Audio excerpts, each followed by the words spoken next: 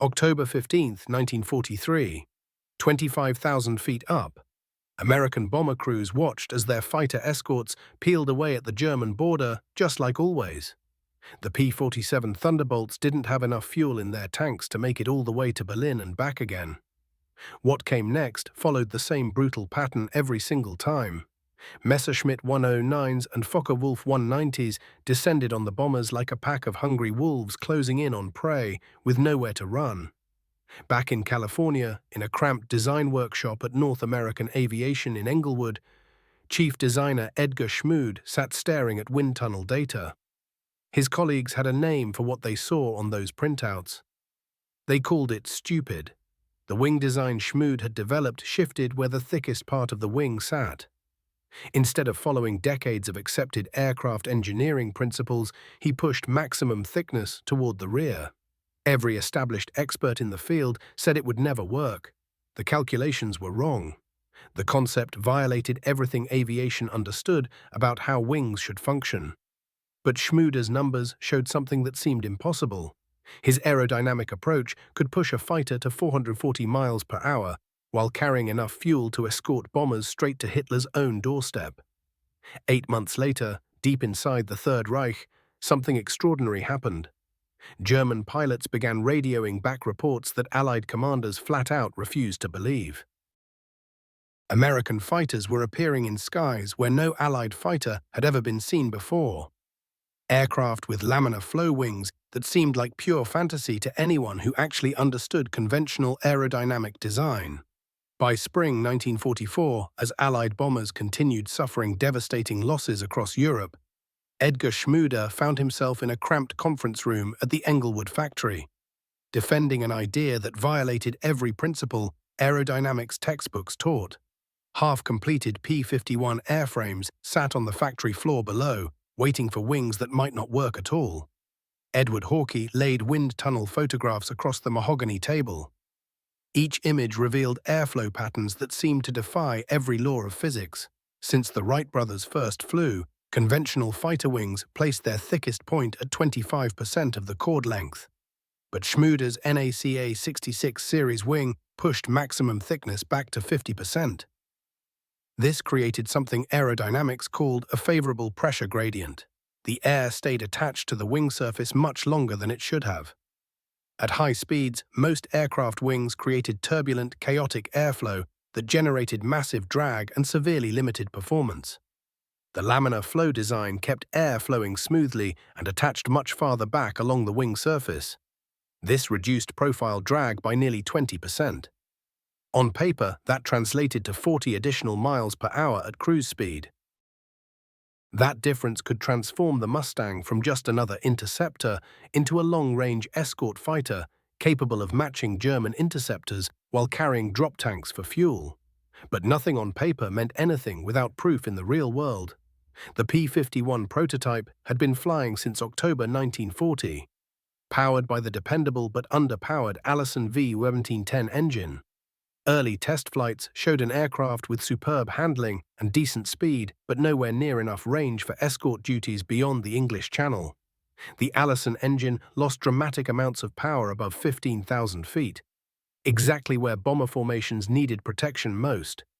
That's where Schmude's breakthrough came from an unexpected direction. Rolls-Royce had developed the Merlin 61 engine specifically for high-altitude combat. It had a 2-stage supercharger that kept power flowing strong well above 20,000 feet. When North American got permission to test-fit the Merlin into a Mustang airframe, suddenly Schmude's laminar flow wing had an engine worthy of its potential.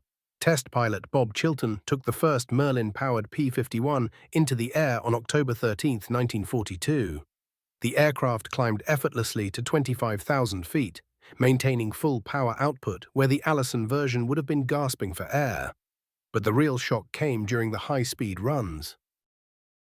With the laminar flow wing finally paired with adequate power, the Mustang pushed past 420 miles per hour in level flight. Nothing else in production could match it. Speed alone couldn't fix the bomber escort problem, though. Range was everything.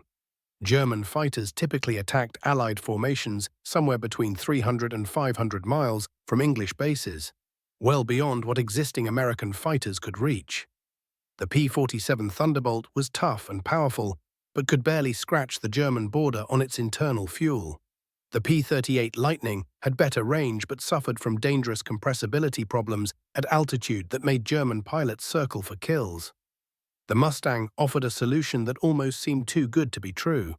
That reduced drag meant the aircraft could carry 275-gallon drop tanks without losing meaningful performance. Combined with its internal fuel capacity of 269 gallons, the P-51 could theoretically fly over 800 miles, fight a battle, and still return to base with fuel reserves remaining. Hawke's calculations showed the wing's effectiveness went way beyond simple drag reduction. The NACA airfoil maintained its laminar characteristics even when carrying external stores. Unlike conventional wings that became dramatically less efficient when burdened with fuel tanks or bombs, this wing kept performing. That meant Mustangs could escort bombers deep into Germany while keeping the speed and maneuverability necessary to fight Messerschmitt 109s and Focke-Wulf 190s as equals. December 1943 brought the first operational test when the newly formed 354th Fighter Group received their initial P-51Bs at an airfield in England. Flight Lieutenant Don Blakesley, a veteran who'd flown Spitfires with the Royal Air Force, approached the American fighter with real doubt. The Mustang looked too delicate for war. Its sleek lines suggested a racing plane rather than a combat machine. First flights changed everything about how he thought. This aircraft responded to controls with exceptional precision at every speed. The Merlin engine delivered smooth, steady power from sea level all the way to 30,000 feet. Most importantly, actual fuel consumption matched what the engineers predicted. Flying at economical cruise settings, the P-51 could stay in the air for over 6 hours while carrying external tanks. The proof came on January 21, 1944. 12 Mustangs from the 354th Fighter Squadron attempted their first deep penetration escort mission. The target was German aircraft factories at Oschersleben, nearly 400 miles inside enemy territory. When B-17s had gone to similar targets before, their P-47 escorts turned back at the German border and the bombers took catastrophic losses. As the formation crossed into enemy airspace, Luftwaffe controllers picked up the radar contacts. They scrambled interceptors from bases across northern Germany.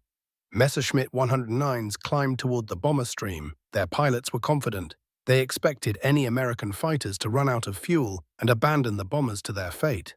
Instead, they found P-51s holding formation right beside the bombers at 25,000 feet.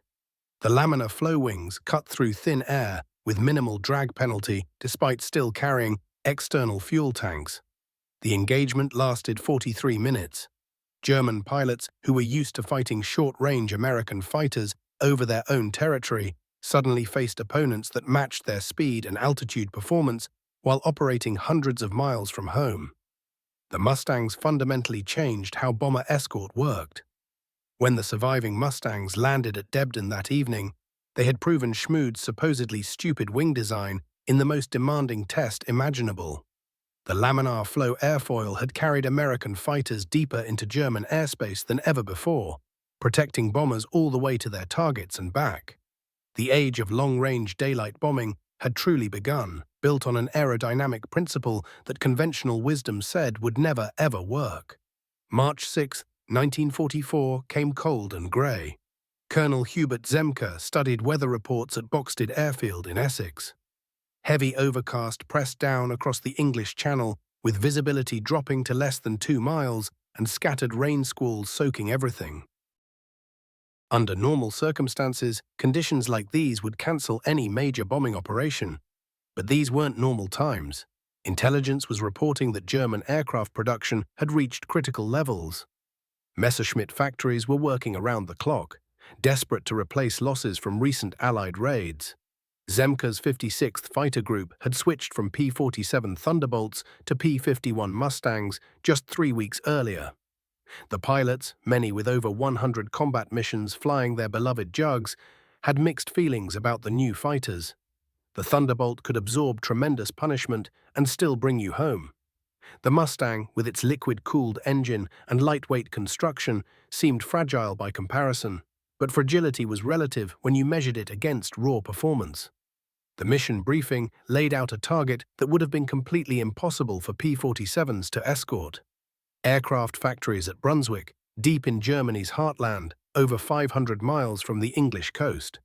237 B-24s would fly at 22,000 feet in tight defensive formations. Without fighter escort, German interceptors would shred the formation to pieces before it ever reached the target. The Mustangs would provide protection using a tactical approach born directly from the laminar flow wing's extended range capabilities. Instead of the traditional single-leg escort mission, the P-51s would execute a relay system.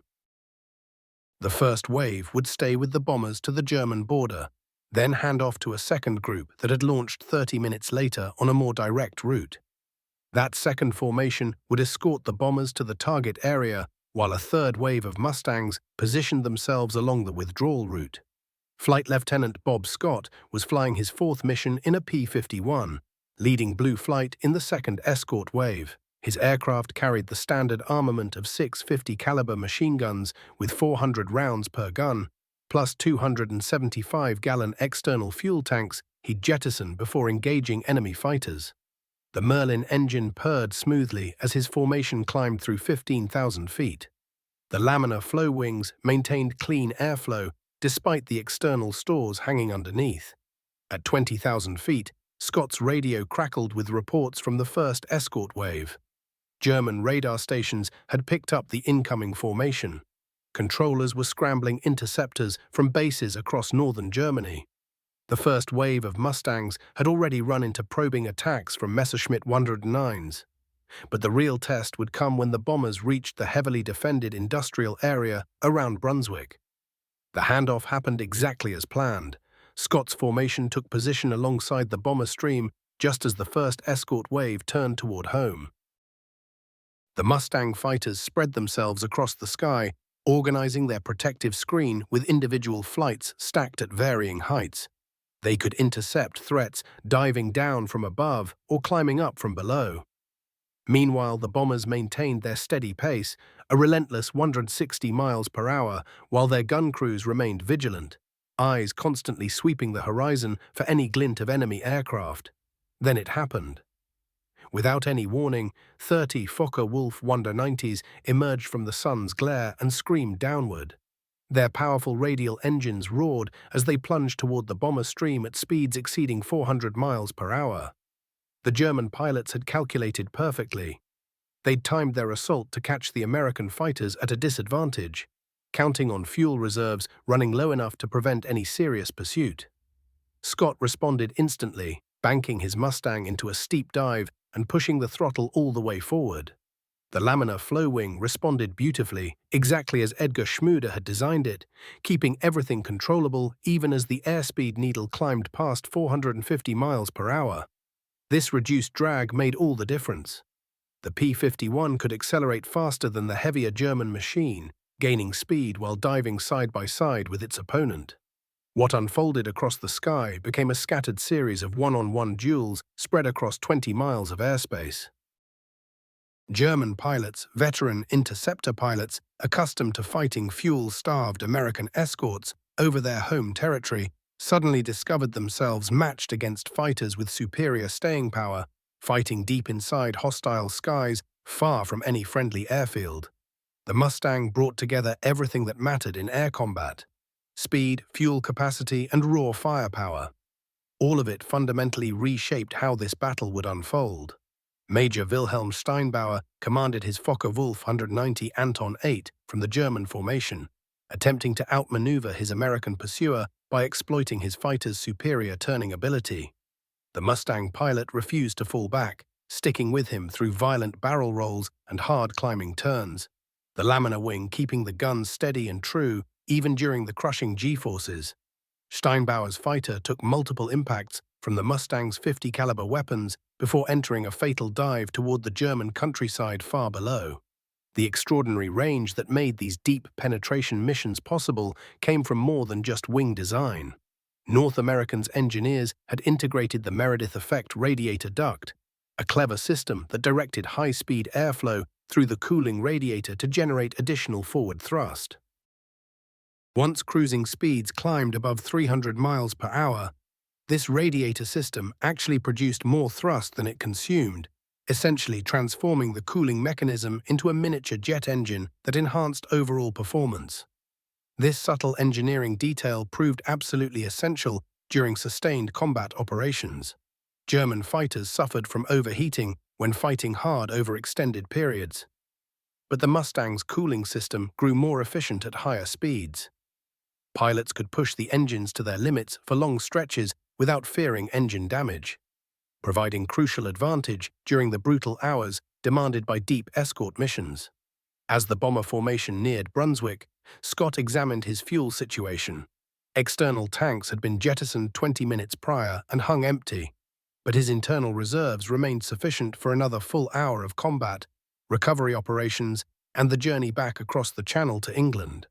This exceptional endurance, impossible with earlier wing designs, meant the escort fighters could remain alongside the bombers through the bombing run itself and guard them during the initial withdrawal. The German defense grew more desperate as the formation approached the target area. New squadrons of interceptors climbed from bases near Hanover and Magdeburg, their pilots grimly determined to stop yet another devastating raid on their aircraft production centers. But the fundamental equations governing aerial combat had shifted dramatically in favor of the Americans. Previous escort missions had forced American fighters to abandon the bombers before reaching such heavily defended objectives. But the Mustangs maintained their protective umbrella throughout the entire dangerous phase. When Scott's squadron finally handed off to the third rotation of P-51s and turned back toward England, they demonstrated the genuine strategic worth of Schmude's revolutionary wing. The bombers had penetrated to their objective with losses kept minimal, struck their targets with precision, and begun their withdrawal under constant fighter protection. Deep penetration daylight bombing had transformed from concept to operational practice, all built upon an airfoil that preserved its aerodynamic superiority 500 miles from the English coast. By May 1944, the statistics painted an undeniable picture that German leadership could no longer dismiss. Bomber casualties over heavily defended positions had plummeted from 26% down to less than 4% in merely 3 months. The improvement stemmed not from thicker armor or more defensive guns, but from American fighter pilots flying alongside the flying fortresses, providing protection deep inside enemy territory.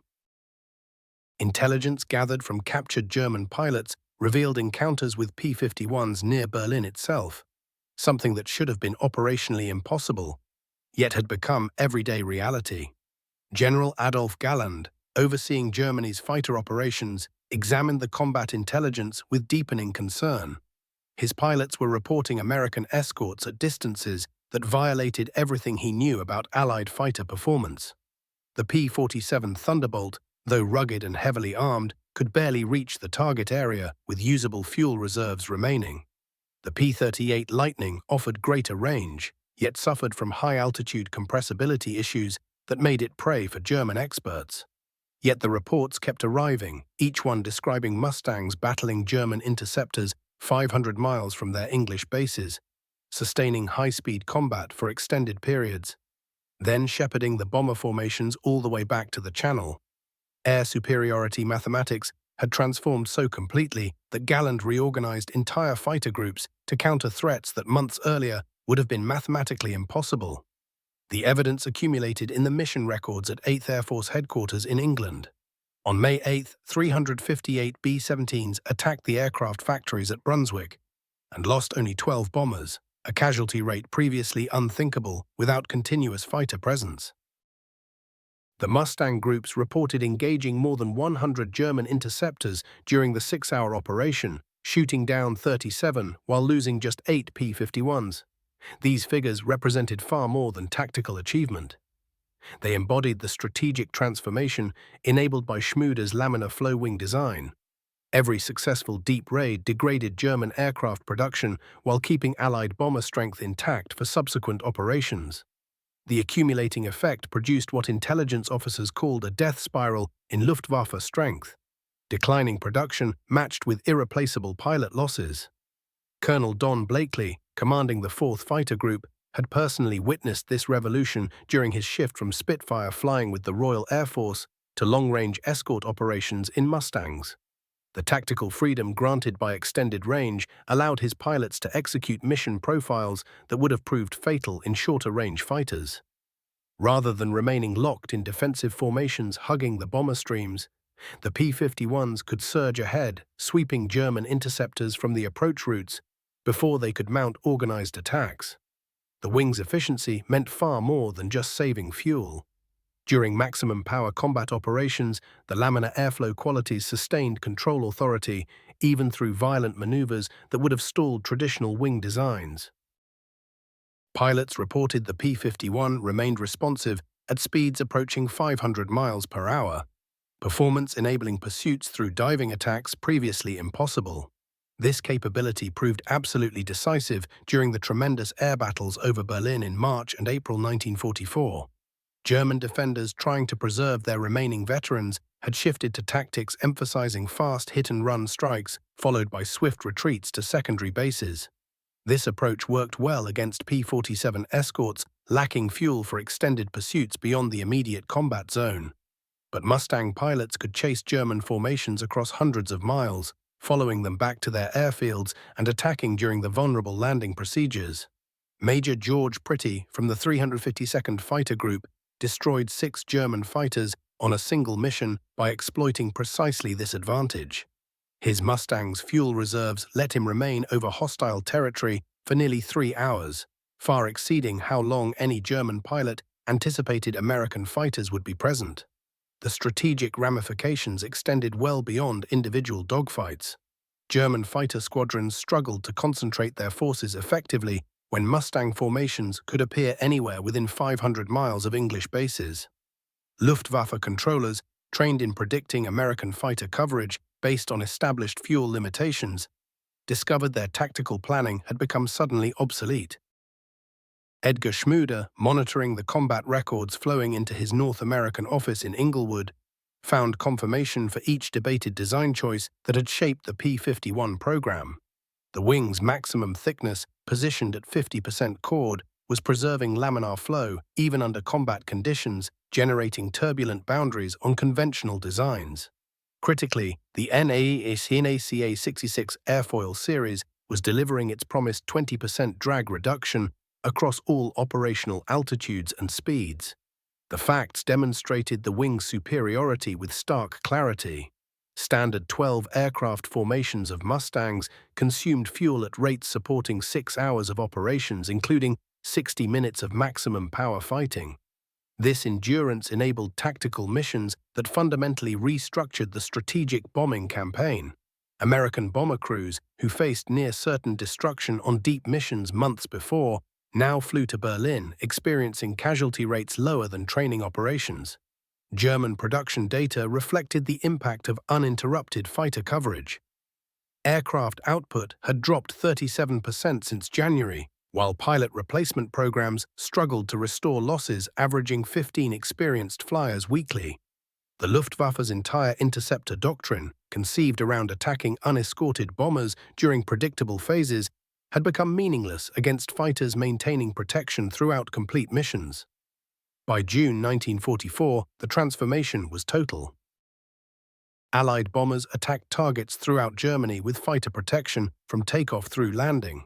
The laminar wing, Schmude's colleagues had once dismissed as impractical theory, had become the cornerstone of American air superiority over Europe. German interceptor pilots, who'd once felt confident decimating undefended bomber streams, now found themselves outnumbered and outgunned by escorts pursuing them to their own home fields. Conclusive proof arrived during Operation Overlord, when over 1,000 P-51s furnished air defense for the Normandy landings, while simultaneously escorting bombers striking targets across France and Germany. The tactical versatility enabling such varied assignments had elevated the Mustang from a promising fighter design into Europe's dominant air superiority platform. Schmude's laminar wing delivered precisely what the specifications demanded: the capability to escort Allied bombers throughout German-controlled territory and return them safely. Summer 1944 brought recognition of possibilities that seemed completely fantastic just 12 months prior. American fighters were hunting German aircraft over their own bases. The transformation reached its symbolic moment on July 7th, when Major George Pretty led his Mustang formation directly across the Luftwaffe's primary flight training facility at Lechfeld, destroying 4 parked aircraft and 3 additional machines during attempted escape. The operation required an 800-mile round trip from England, demonstrating operational boundaries that redefined tactical aviation's possibilities. Edgar Schmude received detailed combat accounts at his North American office, each report validating decisions that had seemed audacious when initially proposed. The laminar wing exceeded even his confident projections, preserving its aerodynamic characteristics under conditions defeating traditional designs. Pilots described steady gun platforms during high-speed chases, responsive controls through violent combat, and fuel efficiency enabling mission profiles impossible with any competing fighter design. The true measure of the P-51's significance lay not in individual victories, but in how it fundamentally reshaped the entire air war over Europe. German aircraft factories that had churned out over 4,000 fighters monthly in early 1944 faced a catastrophic reversal. By August, production had plummeted to fewer than 1,500 units. Long-range American escort fighters maintained an almost constant presence throughout daylight bombing operations.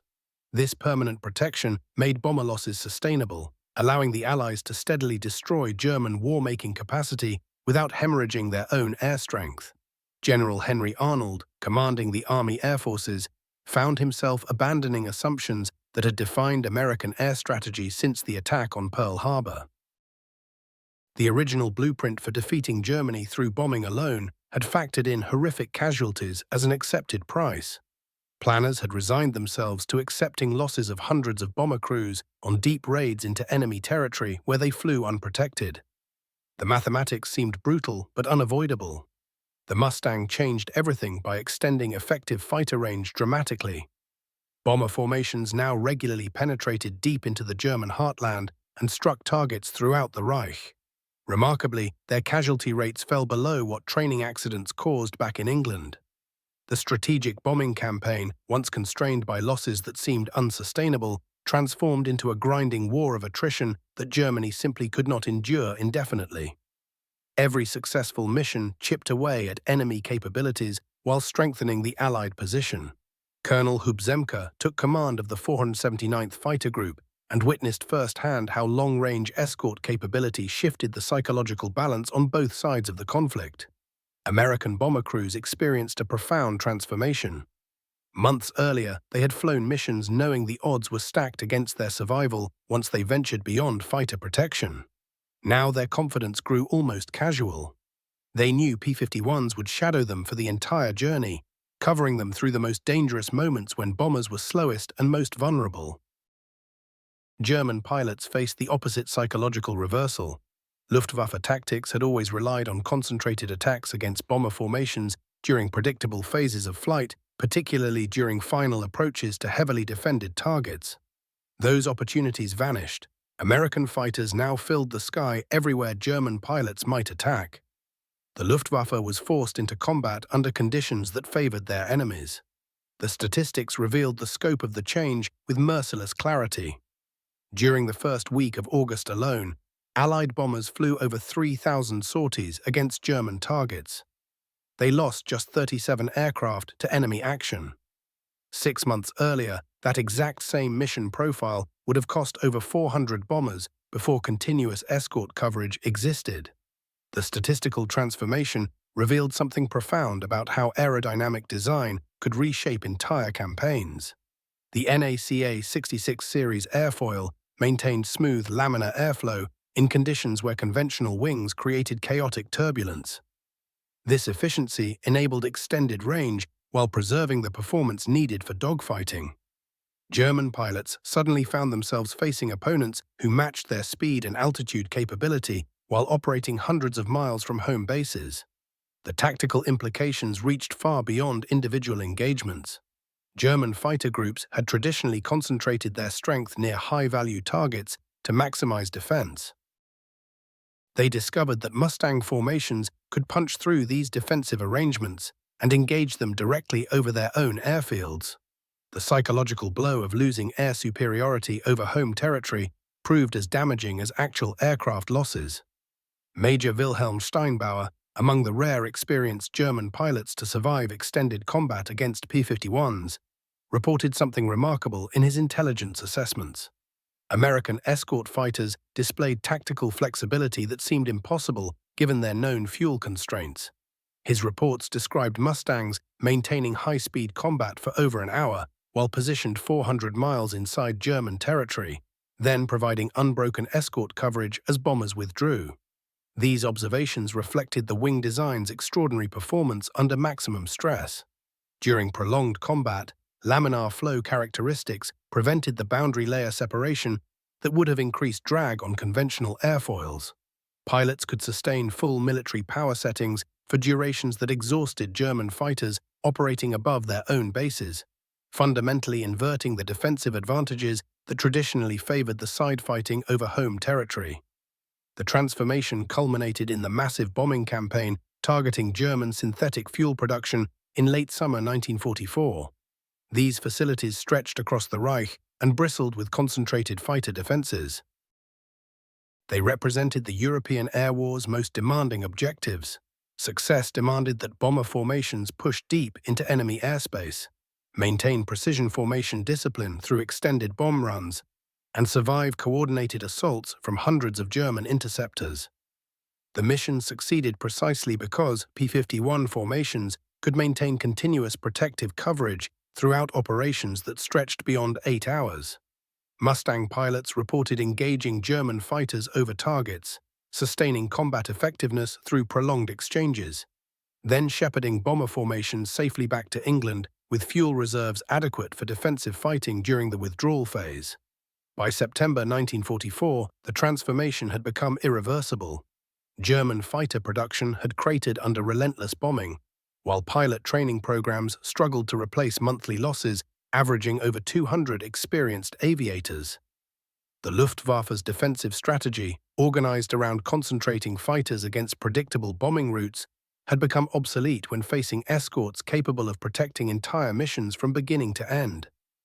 Edgar Schmude's controversial wing design had delivered exactly what its specifications promised: the capability to escort Allied bombers to any target in German-controlled territory and deliver them back safely to England.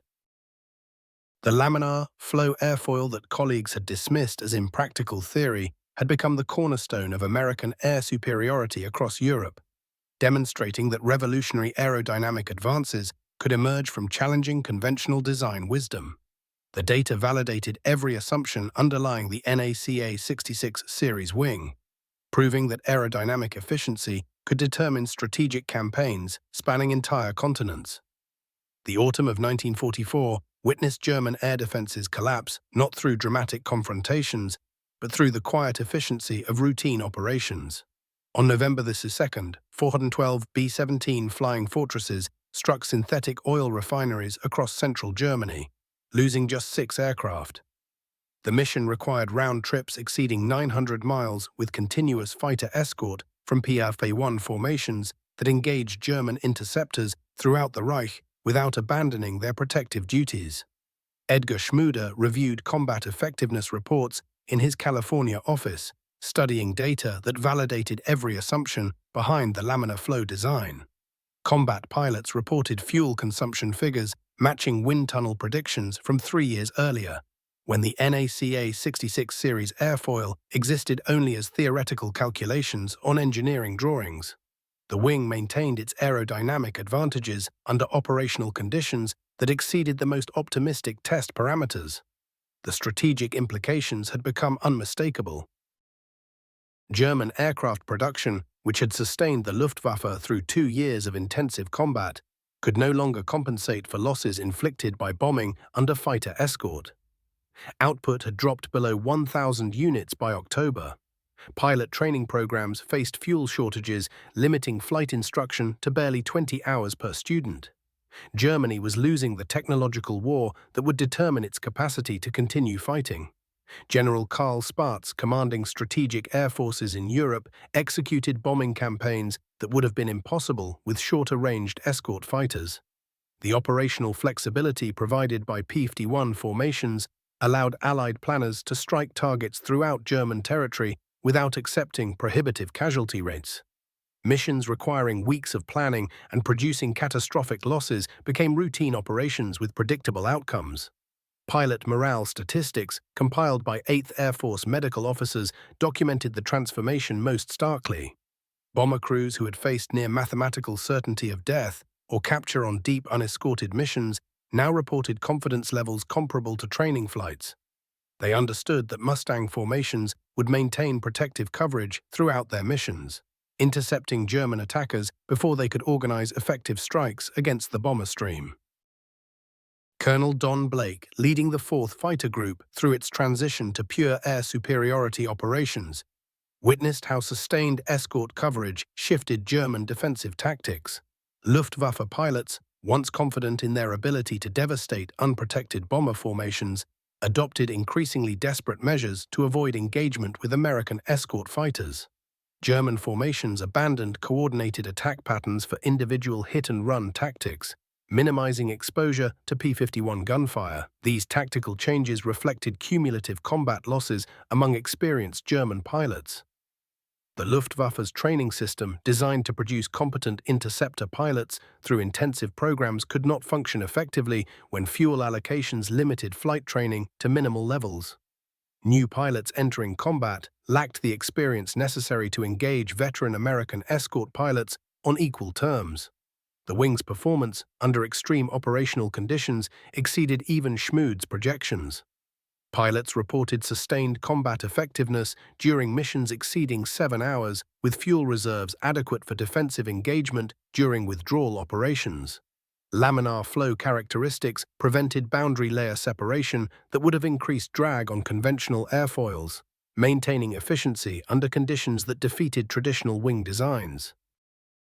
Major George Pretty flew his 150th combat mission on Christmas Day, 1944, demonstrating the tactical capabilities that long-range escort operations had made routine.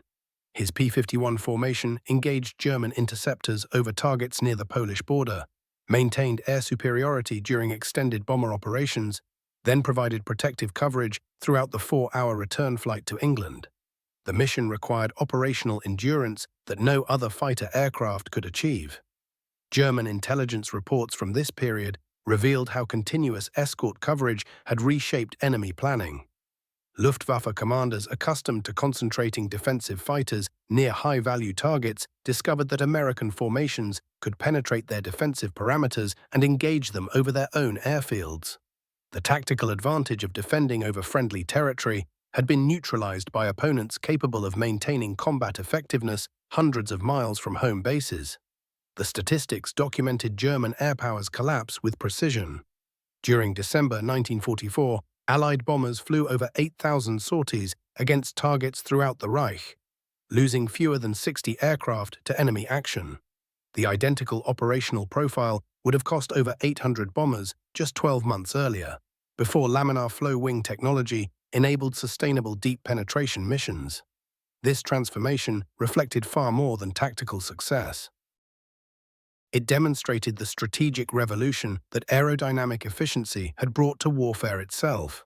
The ability to maintain air superiority over enemy territory had shifted the fundamental balance between offense and defense.